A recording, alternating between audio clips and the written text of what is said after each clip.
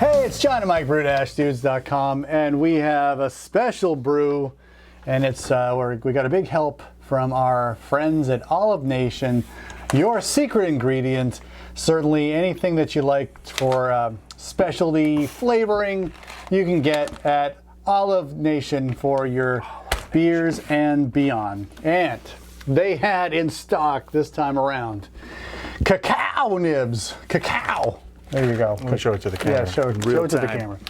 Last time I got some things from them.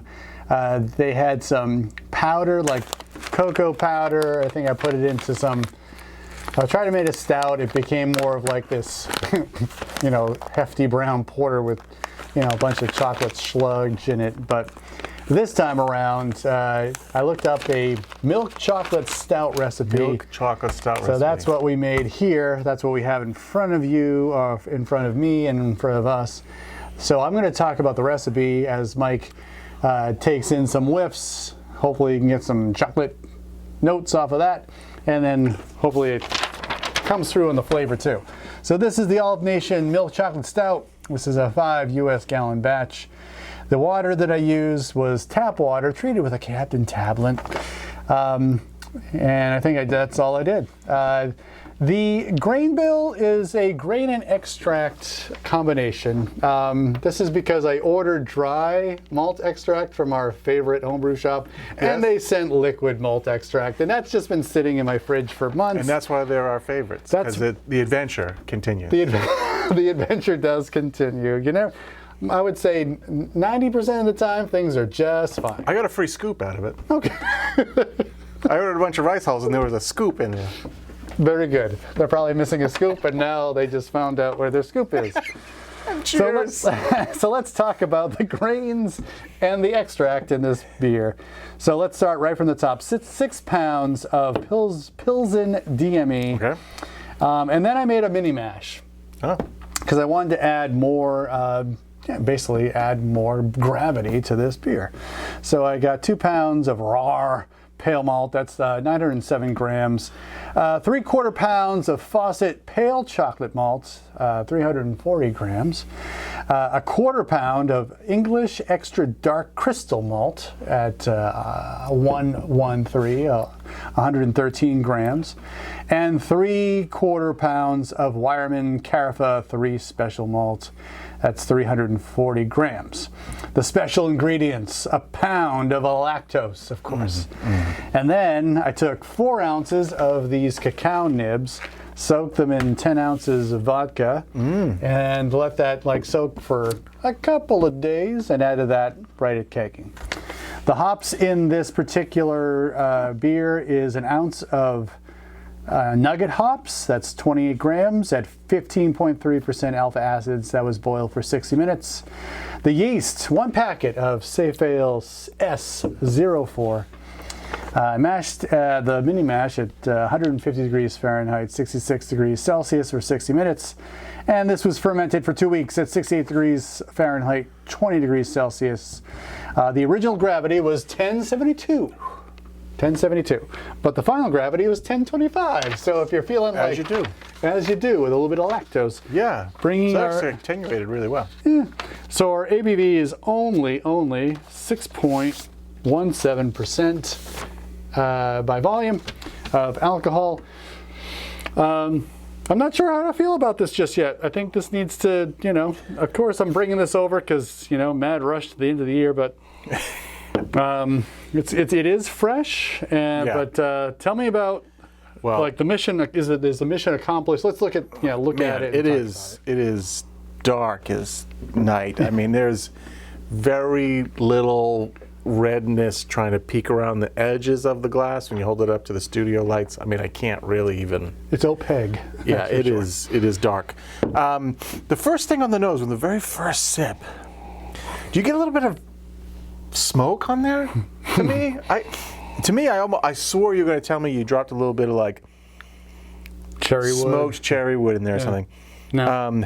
But I think what's interesting, it's that the complexity of the roast and a little bit of the cacao nib, I think is, for some reason, it's coming across. It almost smells a little smoky. As it's warmed up a little bit more and I've been sipping it, I'm getting the cacao nibs. Like if you smell the cacao nibs, the cacao experience really is afterwards to me. Like when it's on your palate, I don't get a lot of chocolate. I get a lot of the roast. I get a lot of the beer itself, and it's after I swallow it, then I just sort of let it rest, let my palate rest. I can then get the taste of what smells right out of this bag.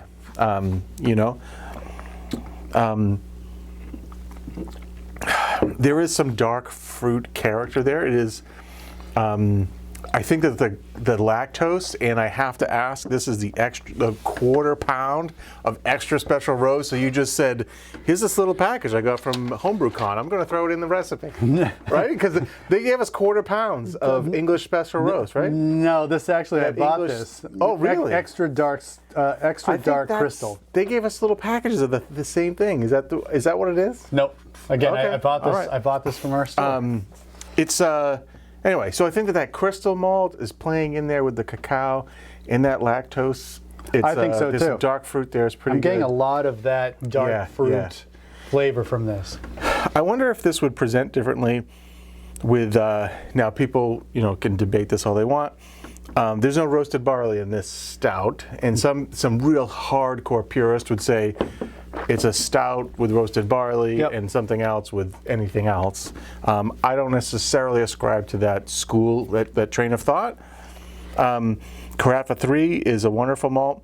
It has there is an unsweetened bitter dark chocolate aroma to it, but I think I'm getting a little of that smoke is like just that roasted character with the cacao. It's really dynamic. It's really kind of interesting. I think, like you said, this is sort of like making chili or a stew or something. It's going to need another month of let's just see where the flavors meld together and do what they're going to do. But I love the technique, the extract, and then the mini mash to do something with those grains. Yep, because I was like, what am I going to do with 6 pounds of liquid malt extract? It was in a bag. I had to squeeze it out. I threw it in a jug of water, of warm, very warm water, as hot as I could get out of my faucet.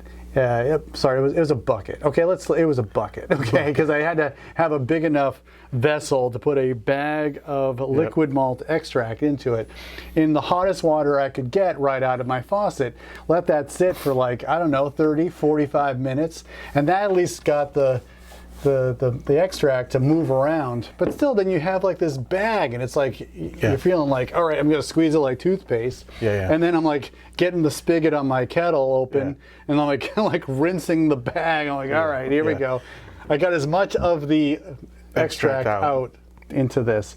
So I think that was I thought that was genius, number one. I need to get rid of all this malt extract. Number two, I wanted to have something holiday festive.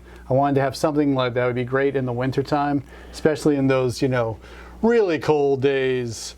This is something that I don't think is going to knock you over. Certainly it's not like some of these big beers are around 10, 12, percent alcohol. No.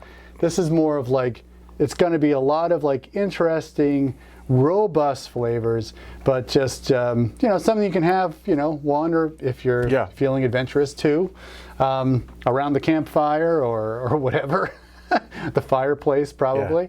It's going to be something that I think is going to mellow out real nice, and I bet you those chocolate flavors and aromas really start hitting after things settle out some. Amazed that my little packet of Safe Ale 04, just burned through this. Within, I would say, 12 hours of adding yeast, that thing was starting to go nuts. I think when you've got a lot of rich, dark roasted malts, Saf Ale 04 does a pretty good job of not giving you too much of the 04 flavor component, which in lighter beers sometimes can be a little strong. But it works well in here and hides behind here really well, so it's great. It's really dynamic. I think it's interesting. I can't wait to taste this with a little age on it, a little bit of time. And I don't mean from a standpoint of like, I don't want to taste it next year, but I think in a month it'll be pretty That's good. what I'm saying. I mean, it's rich, and I can definitely sense the mouthfeel from the lactose is in there. Yeah. You know, maybe it's bolstering the sweetness a little bit, but it's, yeah, it's good. And it's inky black, man. It is definitely something to look at while you're pondering the taste. That's for sure. Like there's not much else, you know, there is no ruby highlights. It's just kind of like, yeah, that's black. Yep. How much more black? It's staring back at you. More black. Yes, when you're staring back, when you're staring at the Into the abyss, void. into the void, it stares right back at you.